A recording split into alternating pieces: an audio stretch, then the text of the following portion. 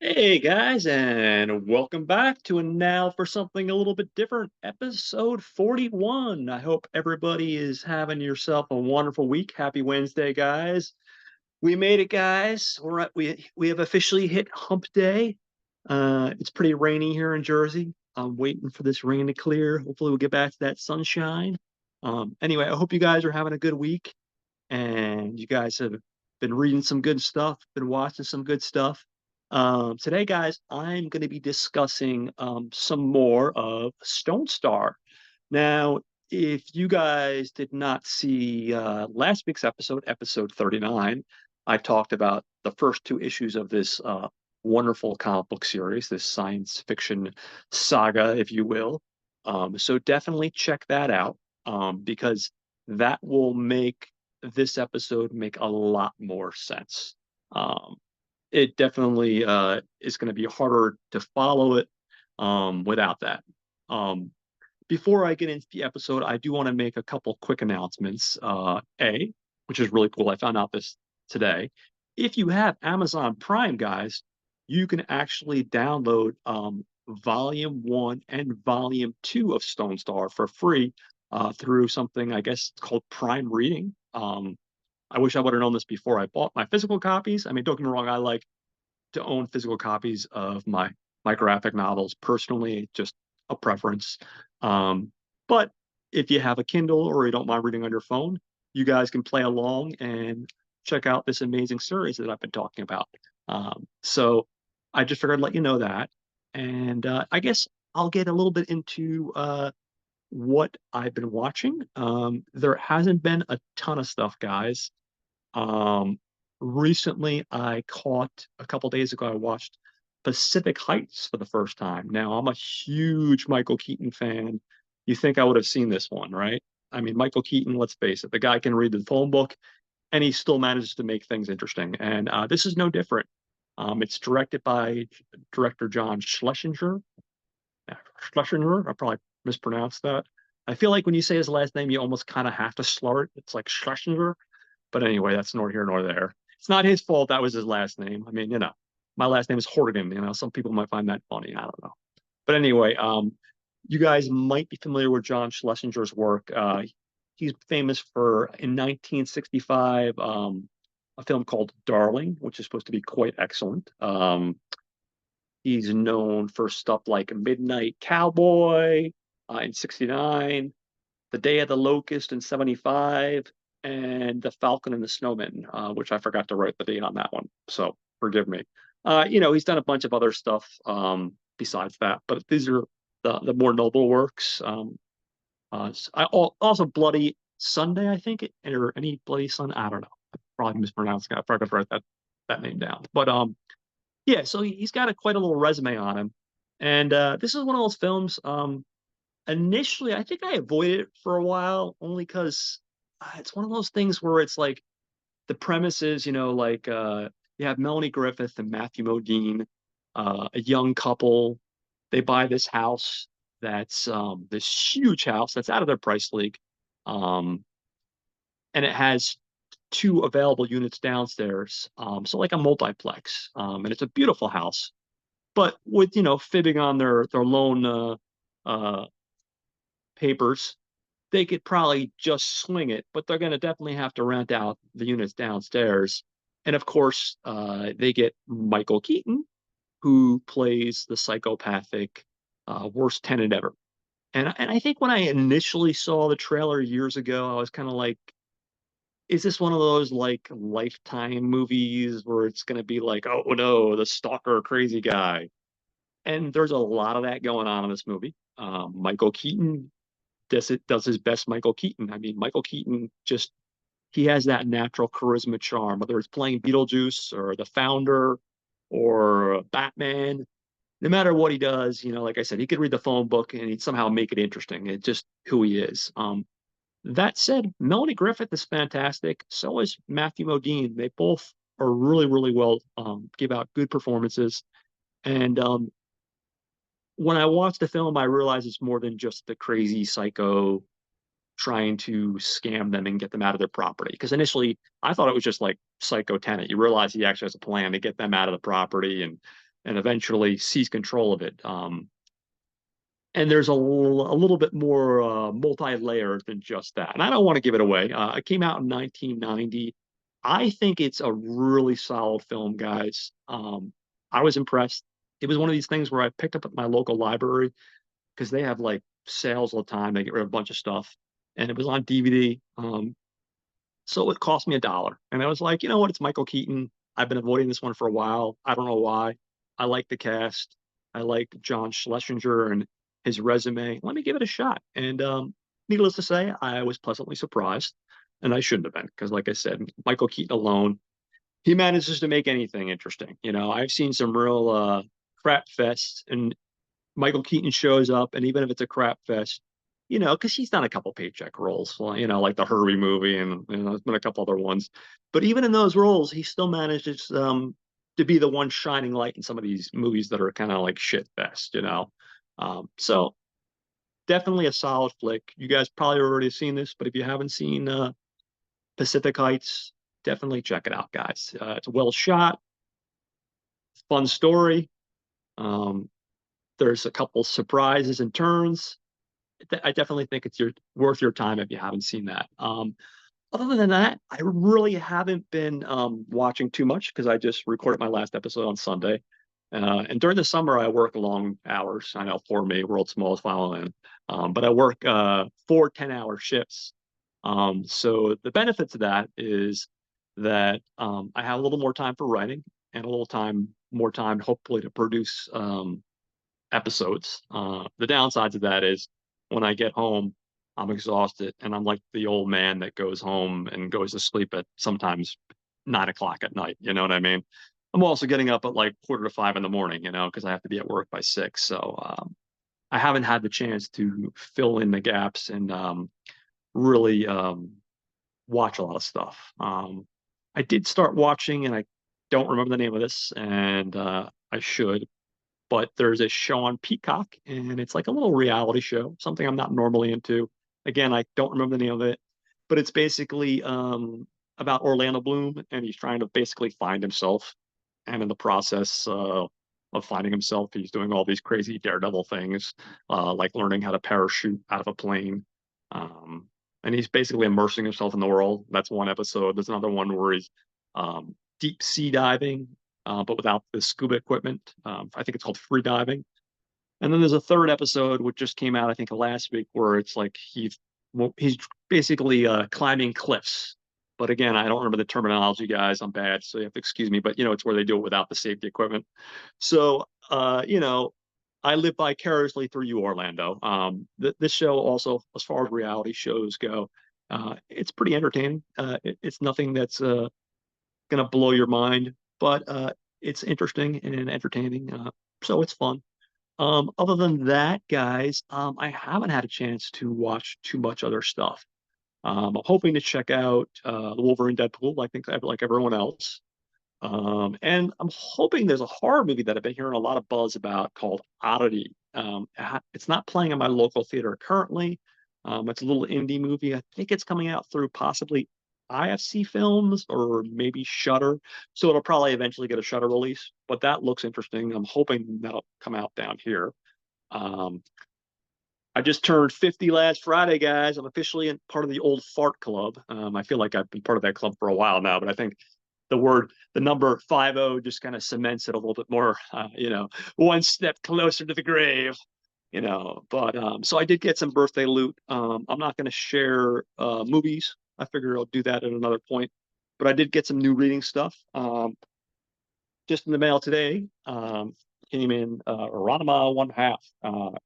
This comes with volume 1 and 2. Or down the road in October, I'm probably going to talk a little bit about this because that's when the remake of the animated show is going to come up on Netflix in mid-October. So I'm probably going to cover that on the show. And then another thing that came out recently is an indie comic called Hate Revisited. Now, if you guys go scroll through my episodes, I forget which episode, I should know this. I covered the origins of this character, Dwight Bradley. Hate was by a guy named Peter Bagge, and that was the original title. It's called Hate. Came out in the 90s. I think it ran for like 35, 40 issues, and it's about Bud Bradley, a guy from New Jersey, and all of his crazy friends. And it's very reminiscent of that time. Um, he's a fuck up, and a lot of his friends are fuck ups, and pretty much about all his crazy adventures. And needless to say, like I said, it ran for about 35 to 40 issues. And then last month, they did Hate Revisited, which is looking at the characters when they're in their 40s and how they've evolved or devolved. And it's following up on those characters. So that's always fun to kind of look back at something that you loved when you were younger. And Peter Bagg is just fantastic. His style of cartooning artwork is very wiry. The characters are, like I said, very funny. I'm all about comedy, guys. I mean, I love everything, but I love to laugh. Just a fantastic comic book. And like I said, if you go back to my episodes, I did cover the origin of the character. Back in the 80s, he appeared in a series called Neat Stuff. Um, and in Neat Stuff, there were a lot of different stories. And one of the stories was called The Bradleys. And in The Bradleys, it was all about um, our main character, Bud Bradley, but it also featured the rest of his family. Um, and I talked about the very first appearance. If you scroll through my YouTube channel, you'll find me talking about the Bradleys. Down the road, I'm going to eventually cover Hate because Hate is absolutely fantastic. And I know a lot of people that have heard of it, but I've also know a lot of people that don't know anything about it. And if you like to laugh, guys, it's fantastic. Like I said, it's just a really solid series. Highly, highly recommend it. So that came in the mail. I read those two issues. Bear with me here for a second, guys. Besides Stone Star, which I'm going to be talking about today, Volume 1, I also last week got Volume 2 in the mail. And I haven't read this yet. I can't wait to dive into it, but I've been just so damn busy. So that's something else that came. Um, I got this book called Chicken Devil, which is a dark comedy slash crime drama. And I started reading that, and that's pretty damn good. Um, and I'm probably going to cover this sometime in the next month. Um, you got the writer and artist Brian Bucalato and Hayden Sherman. And it's by Aftershock Comics. I picked up this at Barnes and Nobles, something I don't normally do because they're overpriced. But in this particular case, I cross-checked and they were the same price as Amazon. The artwork's fantastic, story's good. It's a fun time. It's really ridiculous. If you guys like dark crime dramas, if you like dark comedies, I love dark comedies. You're gonna dig this. And then this one came yesterday. Um, it's called Black Hammer, and it's like a sci-fi-ish book. I haven't read it yet, but it's by Jeff Lemire. Now, if you guys are going, oh, it's published by Dark Horse Comic Books, by the way, too. If you guys are going, hey, Jeff Lemire, where does that name sound familiar from? You guys are probably familiar with that because you've probably seen the Netflix series Sweet Tooth. I think they're up to like the second or third season. I have to catch up to the new season. If you have not seen Sweet Tooth is excellent. Um, he became famous for a comic book. I want to say mid maybe 2008, 2009. I might be getting my dates wrong. Called Essex County. It was an indie book. Never read it. Got to change that. And then he went and did Sweet Tooth and a bunch of other things. And he does a lot of these creator-owned projects where he has control, and the companies just publish it. And everything I've read by him so far has been interesting and fun, and just highly imaginative. He writes a good narrative, and there's always fantastic, unique artwork to accompany the narrative. So definitely, those are some things that I think you guys should be checking out. Um, and like I said, I'll be covering the majority of it. If there's something that you guys think I should be reading, drop a line. You can reach me on Messenger, on Facebook, um, John Horgan, or through the group on Facebook. And now for something a little bit different, you can also leave a comment down below. I'd love to hear from you guys. I'd love to hear your thoughts, what you thought of the episode, If there's things that you feel I could improve, things that you'd like to see, I'm open ears, guys. And also, I've said this many times. If you're ever interested in joining for an episode to discuss whether it's a comic book episode, whether it's a film episode, or there's something you want to talk about, like a TV series, or something you think I should be involved in or should be watching, let me know. I'd love to have you on. So yeah, that covers primarily what I've been watching today, guys, and what I've been reading or what I'm looking forward to reading. Like I said, I'm going to share some movies that I got as well, some new stuff. I got, like I said, I got a little nice little gift card from a family member, and then I got a little extra birthday cash. So I treated myself. You know, you got to do that once in a while, as long as you don't go too crazy all the time. Um, so that leads me to what we're going to be talking about today, which of course is Stone Star. And like I said last week, I covered issues 1 and 2. Today, I'm going to cover issues 3 and 4. Before I go ahead and get into issues 3 and 4, something I wanted to do last week, and I completely forgot, guys, which is read the prologue. Now, normally when I cover comic books or books, I don't normally I've only did it like once where I kind of read you guys the book, and that was when I covered the graphic novel Mouse. I actually read the first chapter or two. I think it came out okay, but it wasn't highly as it wasn't as in my mind, it wasn't as successful as I would have liked.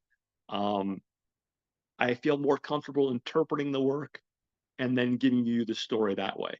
I'm telling you this because I'm going to read you the prologue to Stone Star. I think it's really cool.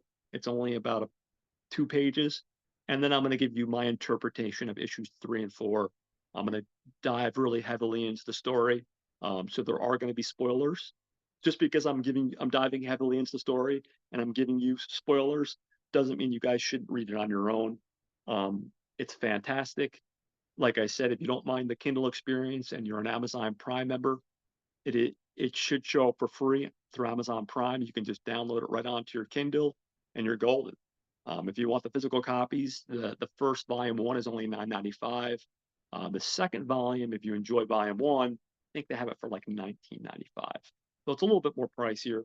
Um, but based on the first one alone, it's definitely worth $10, guys. So anyway, I'm going to shut up about that. And right now, I'm going to take a minute and I'm going to start by getting into reading you the prologues, the story, because I feel like it kind of really sets up um, the whole world. Um, here we go.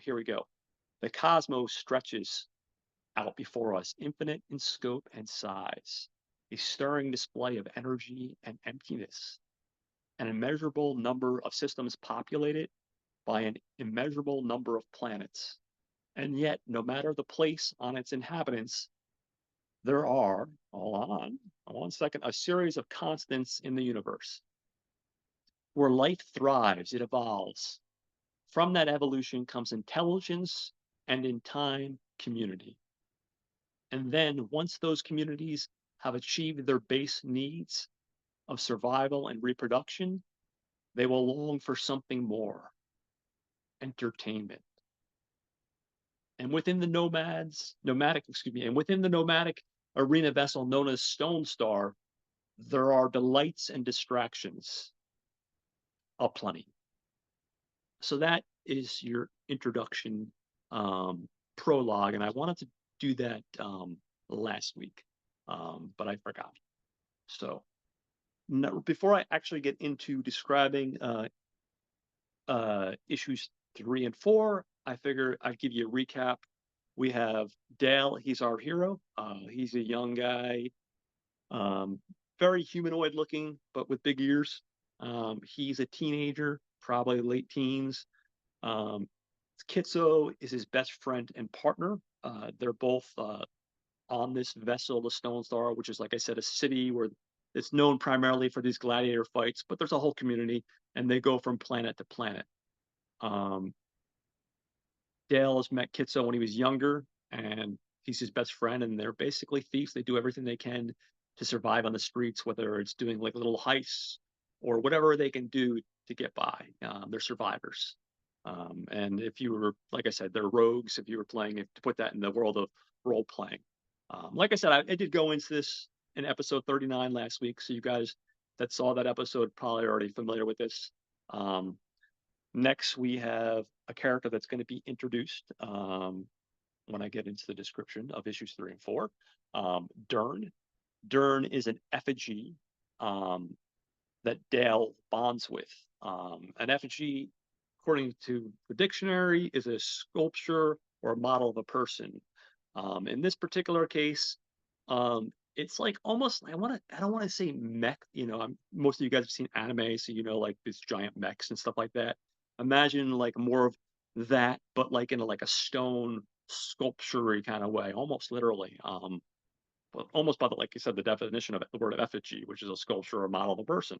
But think like a mech, but with their own personality and their own sense of being. It's not just this lifeless thing. It is actually a life. Um, so again, I'm going to go into more of that. This is just the general introduction to some of the characters. Next, we have Kakani, and Kakani is a princess of Quell, the planet that the Starstone vessel is currently landed on. And she's part of the Quell's ruling class. If you guys remember from last week, Dale rescues her from being executed, and they're both on the run. Another character I'm going to mention real quick is Drew. Drew is a character that we're also going to talk about as I go on. Drew is Dale's father, and he's one of the best gladiators. There's a reason why you didn't see him mentioned last week. Again, I'm going to go into that as I go into the story. But I just wanted to, like I said, give a list of the characters. He's, like I said, he's a gladiator. He's one of the best gladiators on Stone Star, and he's an up and comer. But he's getting a reputation that grows stronger as time goes on. And I'm going to tell you all about him as we get further along. Next, we have Bodrid. Bodrid's a character I mentioned last week, guys. She's a fierce gladiator and associate of Volnus Voldari. Along with Bodrid being a gladiator, she has her partner Pierce. Pierce is also an effigy, and like I said, he's Bodrid's partner. Bodrid is an associate of Volnus Voldari. Obviously, Volnus Voldari, guys, I explained a little bit about him last week. He's a former gladiator and he's Dale's mentor. Basically, he saves Dale from being arrested, and he ends up becoming like his mentor. And you guys probably already remember him because, like I said, I went into him in quite a bit of detail last week. Finally, I have the character of Grandiose, and I don't want to spoil too much. Needless to say, he's Drew's partner. Again, Drew is Dale's father. He's also a warrior and a gladiator. And again, I'm going to get into him as I get into the story. So that's a quick introduction to the characters that I talked about already last week. Most of them, some of them are going to be new, which I'll get into. Again, this comic book was created by Jim Zub and Max Dunbar, guys. It was written by Jim Zub.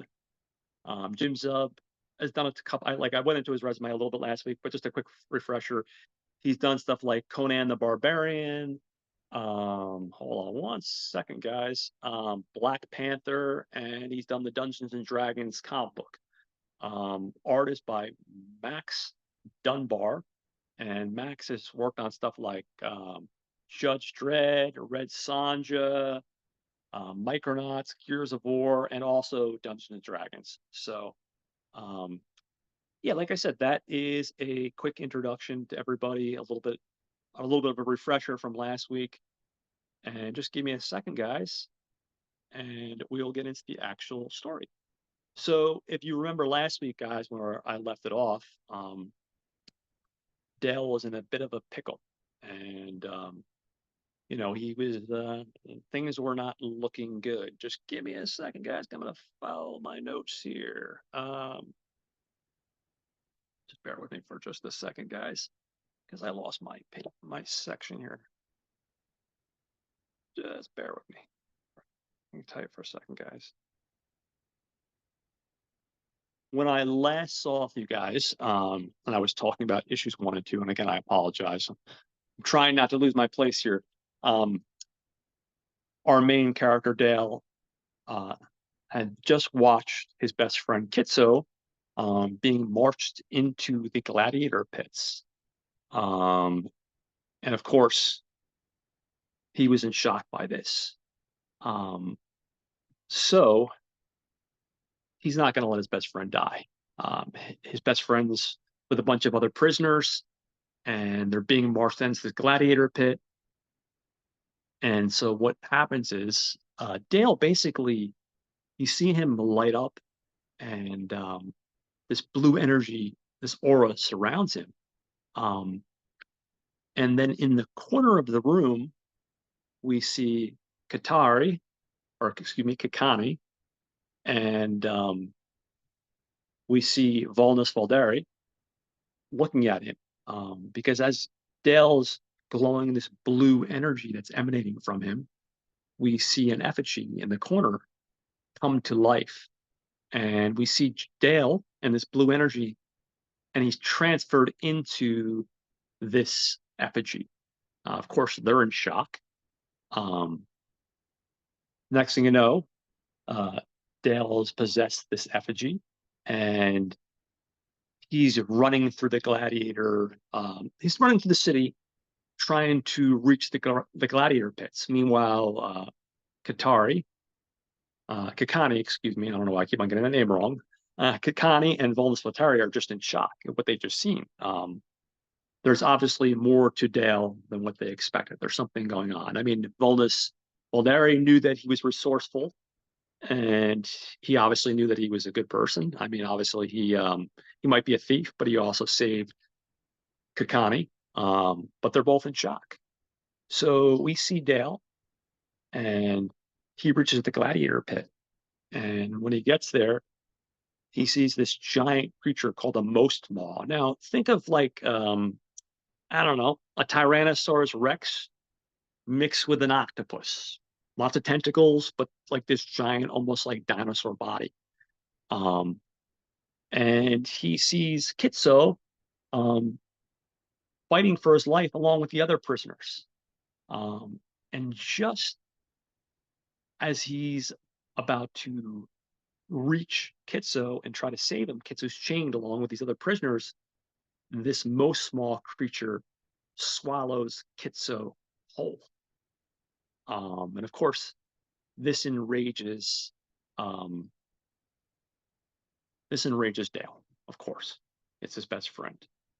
Meanwhile, we have the host of this show, because that's essentially what it is.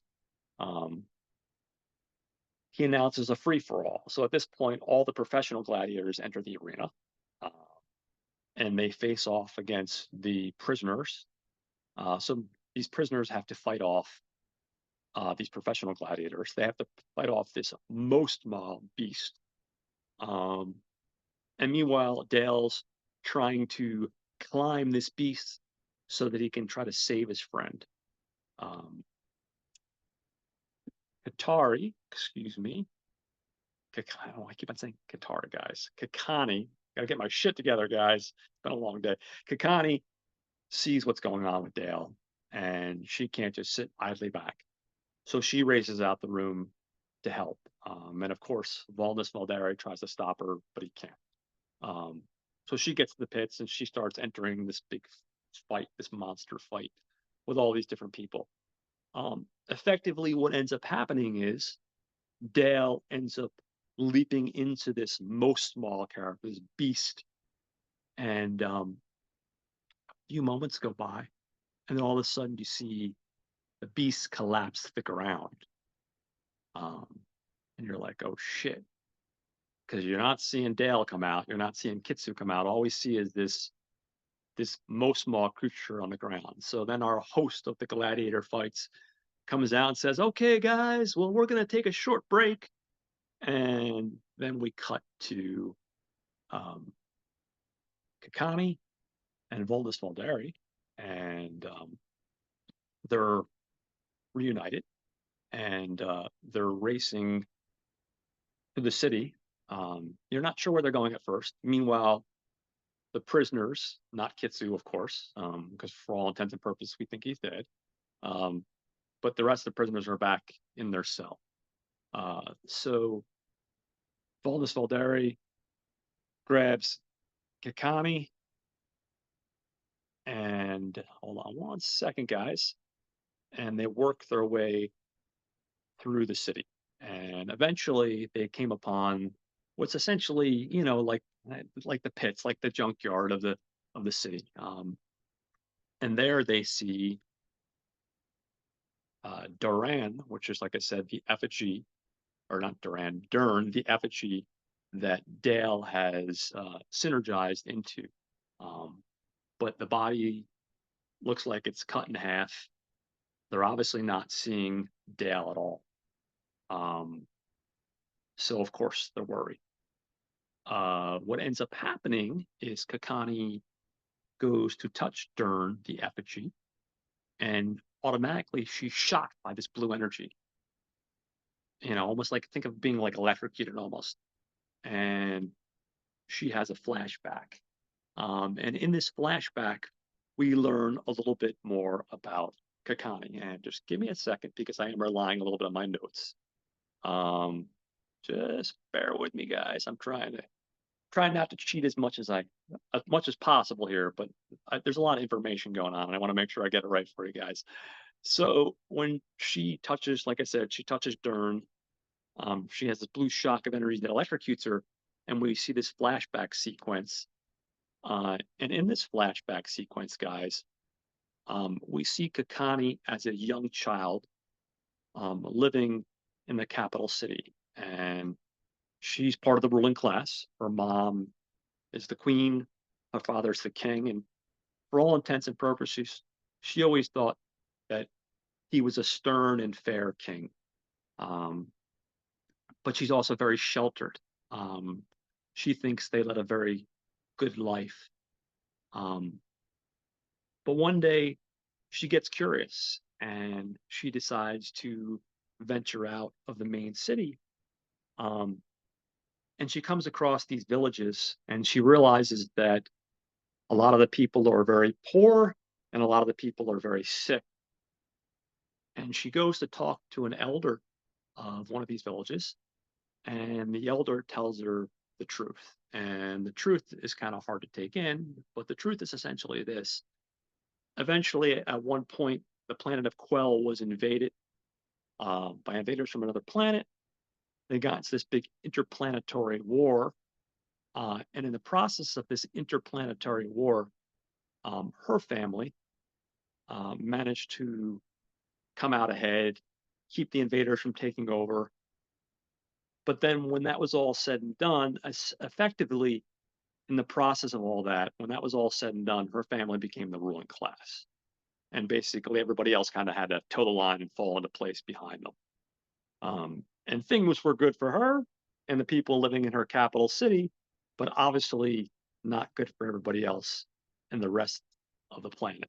Um, so effectively, if you guys remember the first issue, I talked to you a little bit about how Dale rescued her mom, and a group of the people from the city had fled to the Stone Star seeking refuge, and everybody was killed except for Kakani, who was saved by Dale. Well, we realized the reason they were seeking refuge is because effectively what was happening was there was an uprising on the planet of Quell, and they were basically killed off everybody except for her mom, her, and a handful of people. And then, like I said, those people were killed as well. So it's just her basically. So there's all this stuff going on, all these different layers. So she has that flashback, and then we get a little into more. We get to learn a little bit more about Dale. Um, so what we learn about Dale, um, while he's lying there in this pile and we think he's dead, he has a flashback, and you see him as a child, and we see his father, Drew, and Drew is a warrior and he's a gladiator fighting in the pits. And he's starting to make a name for himself. He's a very honorable guy, very noble man. And he's on the rise. Things are looking good. His career is looking good. Um, he's making right by his son, and he's well loved by the audiences. Well, one day, his partner approaches him. He has a partner, along with another shady character who they never give a name of, and his partner's name is Grandiose. And his partner approaches him and he says, "Listen, this guy right here, wants us to join his guild, the Guild of the Nail. And what he wants us to do for the next season for the gladiator fights on Stone Star is to throw some fights. And by throwing these fights, by throwing these fights, I can make words, guys. By throwing these fights, we're going to make a shit ton of money, and things are going to be good. Your reputation is going to take a hit for one season, but then next season you can go back and you know do what you normally do." Well, Drew doesn't want anything to do with that. He's like, "No, that's not how I fight. You can do that, but our partnership is effectively over. I don't fight that way. I go out and fight and I give it my all. And if you don't like it, you don't have to. But that's the way I do things."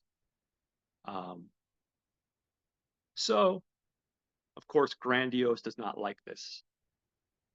So later in the evening, Dale is woken up by his father, Drew. They try to escape the city and get off Stone Star. They don't get too far. And unfortunately, Drew is assassinated. He's shot in the neck. Looks like almost like a laserish, like bow and arrow, effectively. He's killed instantly. Dale is heartbroken and in shock, but he also realizes that he needs to escape because if they kill his father, someone's probably going to go after him next. So he does. He escapes into the underbelly of Stone Star, and he ends up like in the sewer. Um, and he's alone, and he's afraid, and he doesn't know what to do. And then out of the darkness, there comes this green alien-looking creature that looks almost like a monkey, effectively. And this character is his best friend Kitsu, who he meets for the first time, and Kitsu offers him food. And Kitsu shows him the way, and that's when they form their partnership, and they become best friends, and they learn to survive on the streets of the Stone Star, uh, doing whatever they have to do to get by and living the rogue's life, essentially. Um, so we see these two flashbacks, like I said, one about Kakani and then one about our main guy, Dale. Um, After the flashbacks are over, um, we see a blue energy coming from Dern, and you see Dern on the ground, fully formed again. He's no longer cut in half. And you see a blue energy version of Dale appear. And effectively, what ends up happening is Kakani goes, "Hey, are you okay?" And he's like, "I'm okay, but I'm something different." And he tells him that Dern is more than just some beast or robot, it's also a living thing. Um, and they've bonded. Um, After that, he turns into his normal self instead of this corporal energy form. But he's weakened. So Dern grabs him. Volnus Valdari says, "Listen, we need to get off Stone Star. You know, we can't stay on this. You guys are, Kakari is obviously wanted. Dale's wanted. We need to get out of here. We can't. I thought I'd be able to hide you guys for a few months, and then when we went to the next planet, you'd be able to sneak off very stealthily, but that's not going to happen." Um, Dale protests. He's like, "Well, what about Kitsu?" And you know, he basically tells him that there's nothing he can do about Kitsu. All he can do is try to get them out safely, and he'll do their best. He'll Volnus Voldari will do his best to help them get off safely off the ship, but that's the only thing they can do at this point. Um, they try to escape the city, but they soon realize that's not going to happen because they're surrounded by guards. Um, and not only are they surrounded by guards, they're also introduced to, again, the character of Grandiose. He was the guy I mentioned just a little while ago, and Grandiose has now risen in stature, and basically he's the ruler of Stone Star. Um, so that, guys, is a little bit of a. I didn't go as a deeper dive as I did last week because I really want you guys to enjoy this. If you guys dig sci-fi epics, I think you're gonna really, really like this. Maybe I'm wrong, but I think you'll really enjoy it. I'll give you a little sampling of some of the artwork. Uh, so this guy right here in green is Kitsu. Um, I'll show you some of the other artwork. Just give me a second here. Bear with me, guys. This is Dale right here, a little guy, and that's Kakani. And the big thing in the background, that's Dern, his effigy. Um, it's a really good book, guys. And I wanted to try to give you like a deep dive and give you some info on this graphic novel and the comic book series. But I didn't want to go too far in because I do want you guys to enjoy it and really appreciate it. And I do think the fifth book, or not the fifth book, the fifth issue, um, also has some really cool surprises. I actually gave away something from the fifth issue, which is the reintroduction of Grandiose as being our main villain character. Um, but I felt like it was appropriate. But the fifth issue has some surprises that I think you guys will like. Um, it's a really good epic saga world building. Um, like I said, if you've played any RPG games, video games, or like I said, if you've played Dungeons and Dragons or anything like that, you guys are going to really enjoy this. If you guys have liked last week's episode and you like this week's episode of me talking about the series, I'll continue to do so. Um, like I said, I didn't go into issue 5 because I want you guys to read it. It's definitely well worth your time. So pretty much, guys, that's issues 3 and 4 in a nutshell. I think you guys are going to have a fantastic time reading this if you choose to. I do have some fun stuff coming up, guys. I have a surprise, which I can't go into too much, so I'm going to keep it zipped. Some cool stuff coming down the line.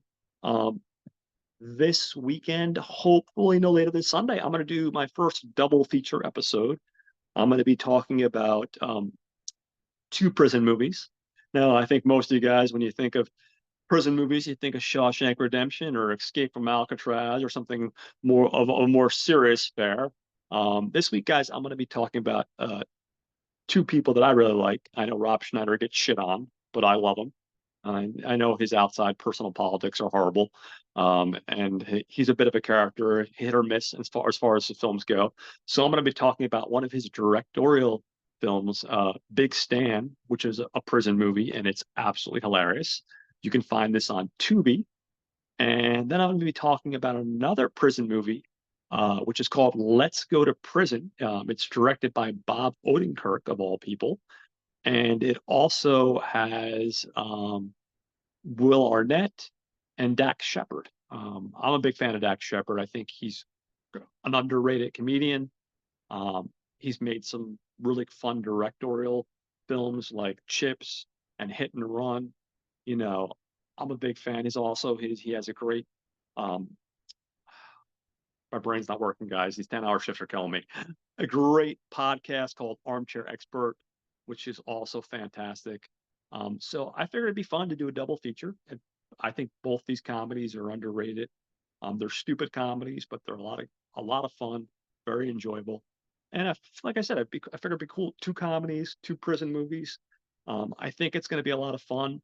I'm hoping to try to get somebody to join me for the conversation. I keep on trying to get luring people in, hopefully that'll happen. If not, you'll have to put up with this ugly mug again for a couple hours because if it's 2 episodes, it might be a little bit longer. But yeah, so that's what I got going on for the rest of the week for the next episode, which like I said, is going to be a film episode. Of course, next week, I'm going to try to do another graphic novel. And then I'm going to try to do another film. I haven't decided the ones for next week yet. Um, but we'll have some surprises in store for you.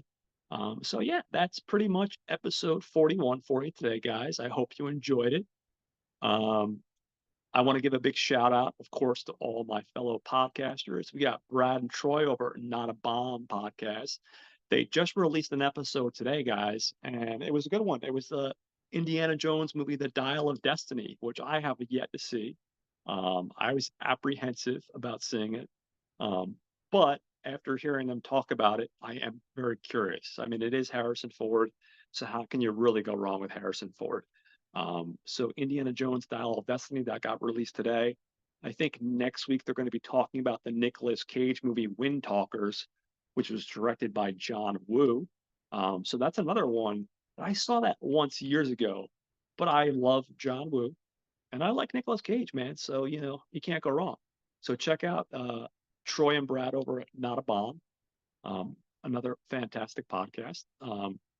Of course, we have my buddy Jose with Watch Skip Plus, along with him and Alex.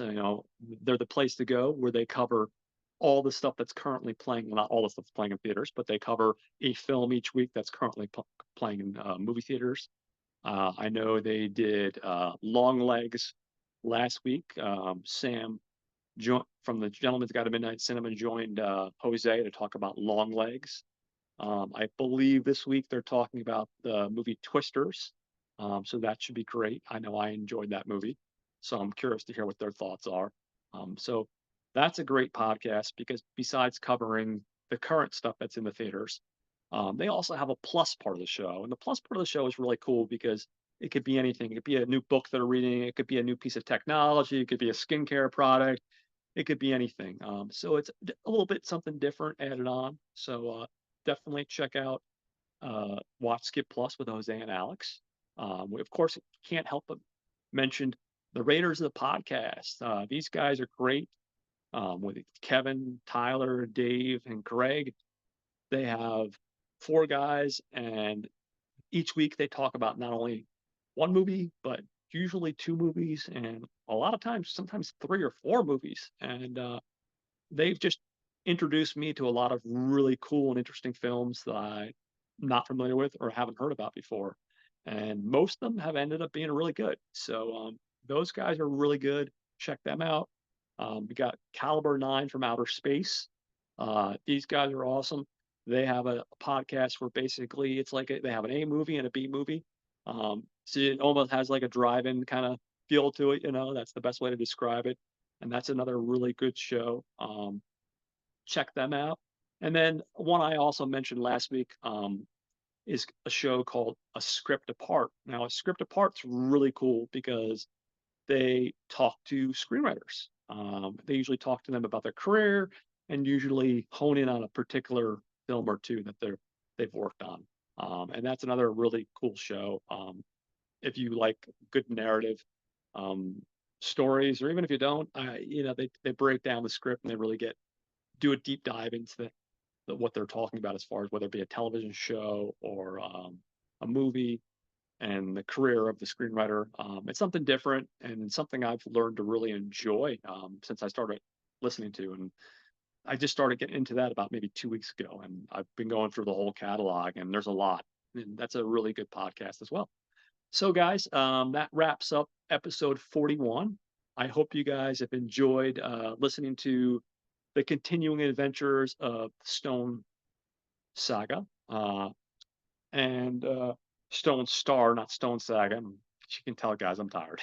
These 10-hour days are killing me. But I hope you've enjoyed the continuing adventures of me talking about Stone Star. I hope you guys get an opportunity to check it out for yourself and tell me what you think. I'd really love to hear your thoughts. And I will talk to you guys soon.